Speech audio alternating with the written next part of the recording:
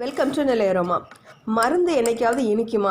ஆனால் நம்ம இன்னைக்கு பார்க்க போகிற மருந்து ஒரு இனிப்பான மருந்து. இந்த மருந்தை சின்னவங்கலேருந்து பெரியவங்க வரைக்கும் கண்டிப்பாக 2 வாரத்துக்கு ஒரு முறையாவது நீங்கள் எடுத்துக்கோங்க. முக்கியமாக பெண்களும் இளம் பெண்களும் இதை எடுக்கிறது நல்லது. இப்போ வாங்க அந்த இனிப்பான மருந்து என்னென்னு பார்க்கலாம். இதுவரைக்கும் நெல்லை அரோமாவை சப்ஸ்கிரைப் பண்ணாதவங்க கீழே இருக்கிற ரெட் கலர் பட்டனை பிரஸ் பண்ணி சப்ஸ்கிரைப் பண்ணிக்கோங்க. அப்படியே அது பக்கத்துல இருக்க பெல் ஐகானையும் கிளிக் பண்ணிக்கோங்க. நான் எப்போ வீடியோ போட்டாலும் உடனுக்குடனே உங்களுக்கு வந்து சேரும். இந்த மருந்துக்கு நான் எடுத்திருக்கிறது ஒரு 1/4 கப் அளவு உளுந்து. நான் இன்னைக்கு வெள்ளை உருட்டு உளுந்து எடுத்திருக்கேன். இது தோலோட உள்ள உளுந்தும் நீங்கள் எடுத்துக்கலாம். அதுலேயுமே உருட்டு உளுந்தை விட, அதாவது வெள்ளை உளுந்தை விட தோலோட உள்ள கருப்பு உளுந்து சத்துக்கள் அதிகம். இந்த உளுந்தில் உள்ள சத்து ரொம்ப அதிகம். முக்கியமாக வளர்கிற பெண்களுக்கு, அதாவது வளர்ந்து வர்ற பெண் பிள்ளைகளுக்கு ரொம்ப நல்லது. நீங்கள் உளுந்தை எந்த விதத்தில், அதாவது நீங்கள் இந்த மருந்தாக தான் கொடுக்கணும்னு அப்படி அவசியம் இல்லை. உளுந்து வடை, பால் பணியாரம், அதாவது உளுந்தில் செய்த பலகாரங்கள், இப்படி எந்த விதத்துலையாவது நீங்கள் அந்த குழந்தைங்களுக்கு உளுந்த களி இப்படி உளுந்தை நீங்கள் ஊட்டணும். ஏன்னா உளுந்து இடுப்பு எலும்பு வலுப்பெறதுக்கு, வளர்ச்சி அடைகிறதுக்கு ரொம்ப உதவி செய்யுது. அதனால் ஒரு 1/4 கப் அளவு இந்த மருந்துக்கு முதல்ல இந்த உளுந்து எடுத்துக்கோங்க. அடுத்து வெள்ளைப்பூடு ஒரு 3 வெள்ளைப்பூடு, சின்ன பூடாக இருந்தால் 3 வெள்ளைப்பூடு எடுத்துக்கோங்க. பெருசாக இருந்துச்சு அப்படின்னா 2 பெரிய வெள்ளைப்பூடு போதும்.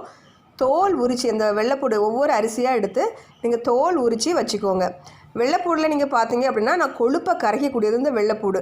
அதனால் கண்டிப்பாக வெள்ளைப்பூடை உணவில் சேர்த்துக்கோங்க. நீங்கள் வெள்ளைப்பூடை நீங்கள் குழம்புல எல்லாம் சேர்க்கும்போது அந்த பிள்ளைங்க என்ன பண்ணுவாங்க, வெள்ளைப்பூடை தனியாக தூக்கி வச்சுருவாங்க. அதனால் இப்படி ஒரு மருந்தாக அதாவது செஞ்சு கொடுத்துட்டீங்க அப்படின்னா முழுமையான சத்து உங்கள் பிள்ளைங்கள போய் சேர்ந்துடும். அப்புறமா இந்த வெள்ளைப்பூடு வாங்கும்போது மலைப்பூடு வாங்கக்கூடாது. மலைப்பூடு காரம் கம்மியாக இருக்கும். அதனோட பயன்கள் அதோட நன்மைகள் அவ்வளோவா கிடைக்காது. நம்ம நாட்டுப்பூடாக பார்த்து வாங்கிக்கோங்க. நாட்டுப்பூடு கொஞ்சம் சின்னதாக இருக்கும், மலைப்பூடு உரிக்கிறது ஈஸியாக இருக்கும் அப்படின்னு மலைப்பூடு வாங்கக்கூடாது. நாட்டுப்பூடாக பார்த்து வாங்கிக்கோங்க. இந்த வெள்ளைப்பூடை தோலெல்லாம் எடுத்து நீக்கி வச்சிடலாம். அப்புறமா நம்ம பழைய காலத்துலலாம் என்ன சொல்லியிருக்காங்கன்னா, விழுந்தால் உளுந்து உண் அப்படி சொல்லியிருக்காங்க.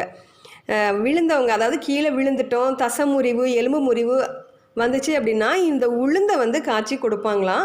அவ்வளோக்குள்ள ஒரு சத்தானது இந்த உளுந்து. அதனால் கண்டிப்பாக இந்த மருந்தை வாரத்தில் ஒரு முறை எடுத்திங்கன்னா ரொம்ப நல்லது. 2 வாரத்துக்கு ஒரு முறையாவது இந்த மருந்தை எடுத்துக்கோங்க.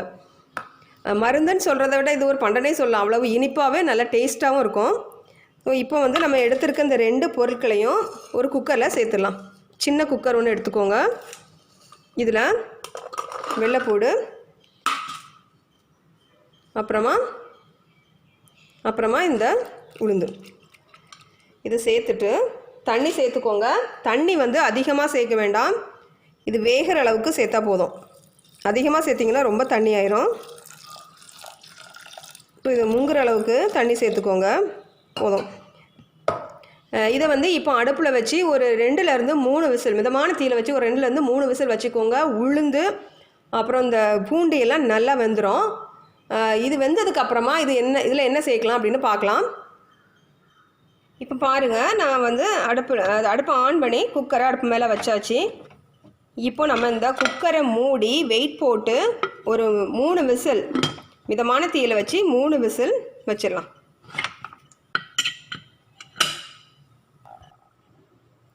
இப்போது 2-3 விசில் நல்லா அடங்கிட்டு அந்த உளுந்து அப்புறமா வெள்ளைப்பூடு எல்லாம் நல்லா வெந்திருக்கு. இப்போது இந்த கரண்டி வச்சு இதை கொஞ்சம் அப்படி மசிச்சு விட்டுலாம்.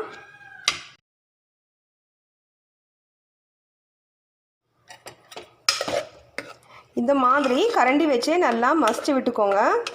மசிச்சு விட்டுட்டு இதில் நம்ம இனிப்புக்காக இப்போது கருப்பட்டி சேர்க்க போகிறோம். இனிப்புக்காக நீங்கள் கருப்பட்டி அப்படி இல்லைன்னா பனங்கற்கண்டு, நாட்டு சக்கரை இப்படி எது வேணாலும் சேர்த்துக்கோங்க. உங்கள் இனிப்புக்கு தக்க சேர்த்துக்கோங்க. நான் இன்றைக்கி ஒரு 1/4 சைஸ் கருப்பட்டியை பொடியாக நுணுக்கி வச்சுருக்கேன். அதை சேர்த்துடலாம். சேர்த்துட்டு நல்லா கலந்து விட்டுட்டு கொஞ்சம் இது நல்லா மிக்ஸ் ஆனதுக்கப்புறமா அடுப்பை கொஞ்சம் ஆன் பண்ணிக்கோங்க. இப்போ நம்ம அடுப்பை ஆன் பண்ணிடலாம். அடுப்பை ஆன் பண்ணி மிதமான தீயில் வச்சு 1 நிமிஷம் போல் கிண்ணதுக்கு அப்புறமா இந்த கருப்பட்டி நல்லா கரைஞ்சிட்டு, இப்போ இதில் நீங்கள் இதை இப்படியே சாப்பிட்லாம். கொஞ்சம் லிக்விடாக வேணும்னா கொஞ்சம் தண்ணி சேர்த்துக்கோங்க. அப்படி இல்லைன்னா பால், அதாவது பூண்டு நிறைய சேர்க்கும் போது வயிற்றில் பிடிக்கும் அப்படின்னு சொல்லுவாங்க. ஆனால் வந்து நம்ம உளுந்து கருப்பட்டியெல்லாம் சேர்த்துருக்கோம், இது பிடிக்காது. உங்களுக்கு கொஞ்சம் லிக்விடாக வேணும் அப்படின்னா நீங்கள் கொஞ்சமாக பசும்பால் சேர்த்துக்கலாம்.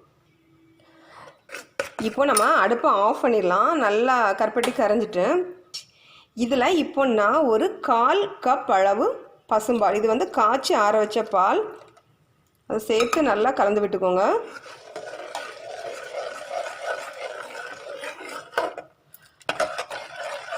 இப்போ பாருங்கள், நம்மளோட சூப்பரான அந்த மருந்து வந்து ரெடி ஆயிடுச்சு. வாய்வு பிடிக்குள்ள மருந்து ரொம்ப டேஸ்ட்டாக இருக்கும். குழந்தைங்க வந்து கண்டிப்பாக விருப்பப்பட்டே சாப்பிடுவாங்க. பூண்டு வந்து நம்ம குழம்புலலாம் சேர்ப்போம், பூண்டு குழம்புலாம் செய்து கொடுப்போம். ஆனால் அதெல்லாம் வந்து பூண்டு இருந்துச்சு அப்படின்னா பிறக்கி வெளியே வச்சுருவாங்க பிள்ளைங்க. இது நீங்கள் குடிக்கும்போது இதில் வந்து ஒரு கரண்டி நிறைய, அந்த கரண்டிக்கு ஒரு கரண்டி நிறைய குடித்தா கூட போதும். வாரத்தில் ஒரு நாள் பூண்டோட முழு சத்தும் பிள்ளைங்களுக்கு போய் சேர்ந்துடும். வாய்வுக்கும் ரொம்ப நல்லது. ஆனால் பூண்டு பாலை கண்டிப்பாக வாரத்தில் ஒரு முறை இல்லைன்னா 2 வாரத்துக்கு ஒரு முறையாவது கண்டிப்பாக வீட்டில் எல்லாருக்கும் செஞ்சு கொடுங்க. முக்கியமாக வளர்கிற இளம் பெண்களுக்கு கண்டிப்பாக பூண்டு உளுந்து அவங்களுக்கு ரொம்ப அவசியம். உளுந்து வந்து ரொம்ப அவசியம். அதனால் கண்டிப்பாக அதை செஞ்சு கொடுங்க, நன்மைகளை பெற்றுக்கொள்ளுங்கள். இந்த வீடியோ பிடிச்சிருந்தா லைக் பண்ணுங்கள், ஷேர் பண்ணுங்கள். மறக்காமல் நெல்லை அரோமாவுக்கு சப்ஸ்கிரைப் பண்ணுங்கள். தேங்க்யூ.